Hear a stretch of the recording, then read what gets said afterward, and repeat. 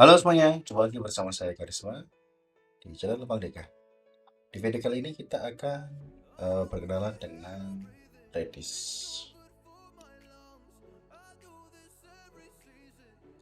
Redis, jadi apa sih itu Redis?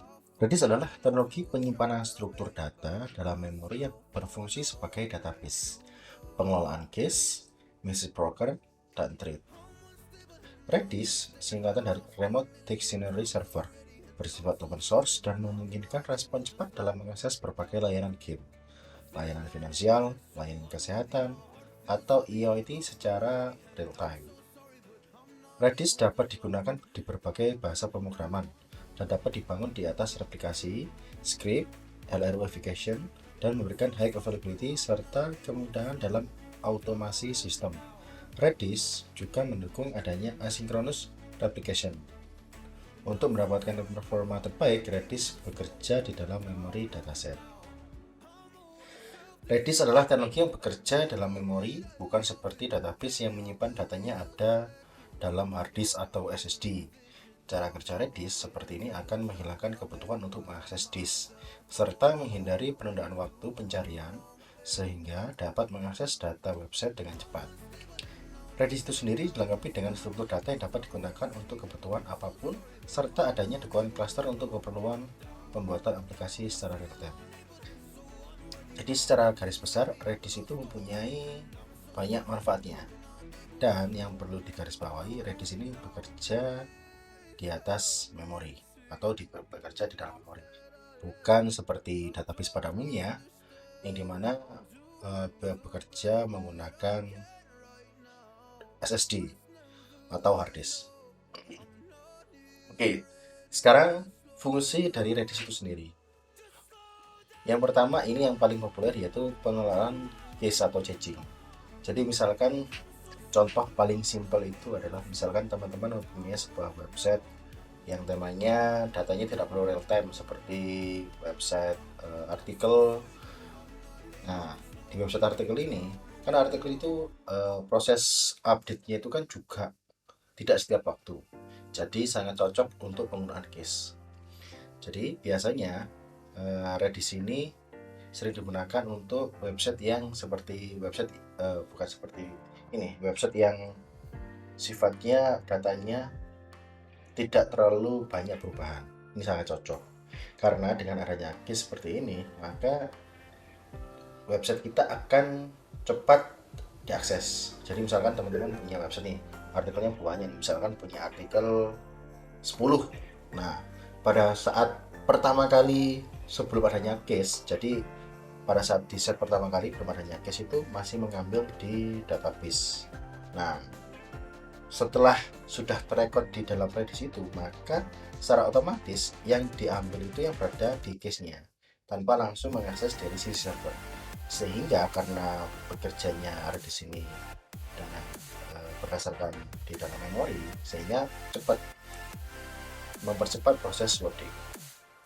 Oke, ini kita sudah ada datanya. Yang pertama untuk fungsi dari Redis, pengelolaan cache, kemudian mengurangi latensi akses data, ini sudah saya sebutkan tadi, sebagai migrasi atau message broker, mempercepat load gambar, file, dan halaman pada website, mendukung aplikasi yang membutuhkan stream komentar, komunikasi antar server, serta chat secara real time, memiliki antrean queue yang ringan, dapat digunakan untuk membuat score leaderboard secara real time, pengelolaan session, menyimpan metadata tentang riwayat tampilan, informasi, token autentikasi pengguna, mengelola data geospasial secara real time, dapat digunakan untuk aplikasi berbasis machine learning yang harus diakses secara real time, dapat membantu Apache Kafka atau Amazon Kinesis sebagai penyimpanan data dalam memori untuk analisis real time.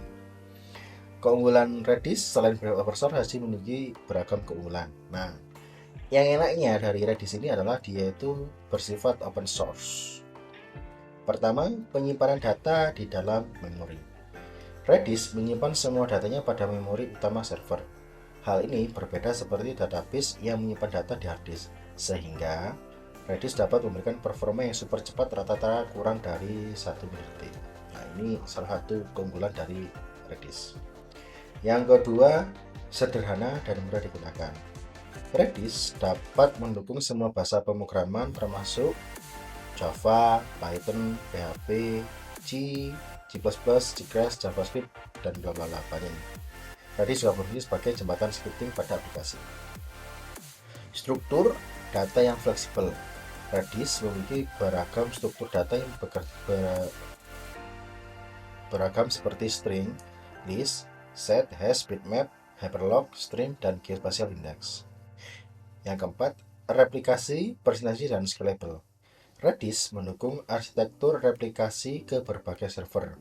Redis juga memungkinkan adanya backup data ke hard disk. Dengan Redis, kamu juga dapat membuat node tunggal ataupun topologi cluster. Nah, ini penjelasan mengenai Redis. Jadi dengan adanya Redis ini sangat membantu sekali. Ya, kita bisa menggunakan selain sebagai case, kita juga bisa menggunakan sebagai proses queue. Jadi misalkan teman-teman ingin melakukan misal contoh yang simpel ini, teman-teman ingin melakukan blessing email. Nah, blessing email sangat disarankan menggunakan database Redis ini. Jadi misalkan kalau antriannya 10 atau 100 sih mungkin bisa digunakan dengan database pada umumnya seperti database MySQL. Tapi kalau misalkan proses blessingnya ini lebih dari 1000 bahkan 10.000, nah ini nanti kalau menggunakan langsung mengakses database yang seperti kita asumsikan pada database MySQL, tentu akan membuat performa dari proses pengiriman itu sangat lambat dan juga membebankan pada sisi server, sehingga disarankan jika untuk blessing, kita ambil contoh kasus blessing ini, kita menggunakan Redis itu sangat ringan sehingga tidak membebankan server.